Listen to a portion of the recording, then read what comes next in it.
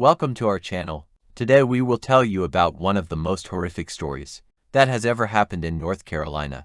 We will talk about Henry Louis Wallace, a killer whose path to crime and motivations have raised so many questions that they remain unanswered to this day. Henry Louis Wallace was born on February 4, 1970 in St. Louis, Missouri. His childhood, like many other victims of fate, was not easy. Wallace's parents divorced, and his mother had difficulties in raising him. Later, the family moved to Charlotte, North Carolina. Here, Henry began to show signs of aggression and defiance, which eventually turned into violence. In the 1990s, at the age of 20, Wallace began committing crimes that brought him terrible notoriety. In 1994, he earned a living as a young man, but this did not stop him from deciding to commit a terrible act. On March 11, 1994, he killed his first victim, 45-year-old Linda Scott. Wallace strangled her in his apartment and then tried to cover up the crime, but was scared and left his mark. This crime was the beginning of a series of murders.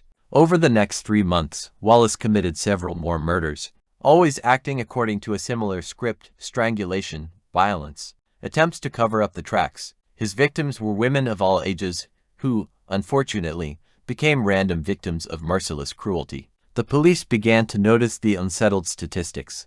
The number of missing women was growing, but there were no obvious connections between these people. Wallace was cunning, and he managed to evade capture for a long time.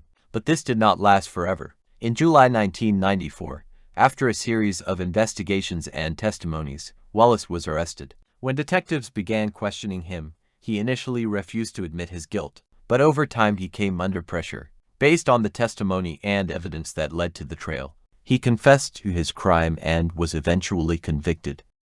Ultimately, in 1996, Henry Louis Wallace was convicted of the murders of 7 women. His crimes were so horrific that even seasoned detectives and investigators were shocked. The cold-bloodedness and callousness of Wallace's actions left deep scars on the souls of those who came into contact with these horrific cases. Wallace's conviction was a landmark moment in U.S. criminal justice. The trial attracted media attention and also caused a public outcry.